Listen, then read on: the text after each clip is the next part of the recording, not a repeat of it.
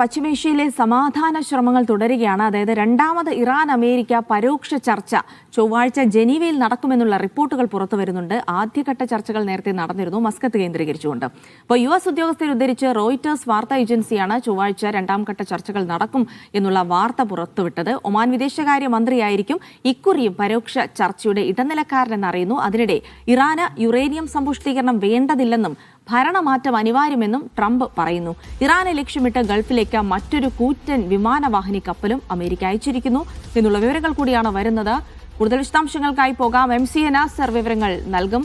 Nasar, good morning. ഒരു വശത്ത് സമ്മർദ്ദം, ഭീഷണി, മറുവശത്ത് ഒരു പരോക്ഷ ചർച്ചയിലേക്ക് ഇറാനെ എത്തിക്കുക എന്നുള്ളൊരു തന്ത്രം അമേരിക്ക പയറ്റുമ്പോൾ ഈ രണ്ടാം ഘട്ട ചർച്ച, അതും പരോക്ഷ ചർച്ചയാണ്, നേരിട്ടുള്ളതല്ല എന്നുള്ളത് കൂടിയാണ്. അപ്പോൾ എത്രത്തോളം പ്രതീക്ഷ വെച്ച് പുലർത്തേണ്ടതുണ്ട് രണ്ടാം ഘട്ട ചർച്ചയിലും? എന്തായാലും രണ്ടാം ഘട്ട ചർച്ച നടക്കുന്നു എന്നുള്ളത് പശ്ചിമേഷ്യയിൽ ഒരു സമാധാനത്തിന്റെ പുതിയ പ്രതീക്ഷകൾ നൽകുന്നു എന്നുള്ളതിൽ സംശയമൊന്നുമില്ല. പക്ഷേ ചർച്ചയുടെ ഫലത്തെക്കുറിച്ച് ഇപ്പോഴും ആശങ്കയുണ്ട്. തീർച്ചയായിട്ടും രണ്ട് വ്യത്യസ്തമായിട്ടുള്ള നിലപാടുകൾ തന്നെയാണ് ഇപ്പോൾ അമേരിക്ക പുലർത്തി വരുന്നത്. കാരണം 9 ദിവസം മുമ്പ് മസ്കത്തിൽ ആദ്യവട്ട പരോക്ഷ ചർച്ച നടന്നു. ആ ചർച്ച വിജയകരമായിരുന്നു എന്ന് അന്ന് ട്രംപും അതോടൊപ്പം തന്നെ ഇറാനും വ്യക്തമാക്കിയിരുന്നു. പക്ഷേ 9 ദിവസം പിന്നിട്ടാണ് ഇപ്പോൾ ജനീവയിലേക്ക് ചർച്ച മാറുന്നത്.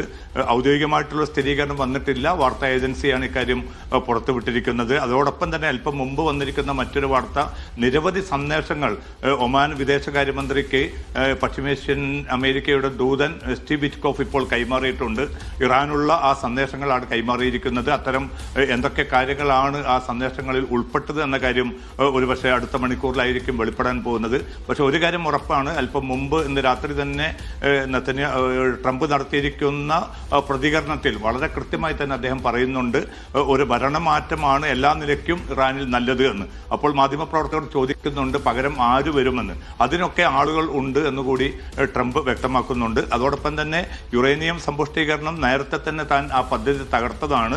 അതുകൊണ്ട് ഇറാനെ സംബന്ധിച്ചിടത്തോളം ഇനി യുറേനിയം സമ്പുഷ്ടീകരണത്തിന്റെ ആവശ്യകത തന്നെ ഉദിക്കുന്നില്ല എന്നുകൂടി വ്യക്തമാക്കുന്നു. അതായത് ഒരു ഭാഗത്ത് നേരത്തെ ജിൽസി സൂചിപ്പിച്ചതുപോലെ നയതന്ത്ര ചർച്ചയുടെ ഒരു വഴി തുറന്നിടുന്നു. പക്ഷേ മറുഭാഗത്ത് ഏറ്റവും ശക്തമായിട്ടുള്ള ഒരു സൈനിക നടപടിയുടെ കൃത്യമായിട്ടുള്ള സൂചനകളും അമേരിക്കൻ നേതൃത്വം നൽകി വരികയാണ്.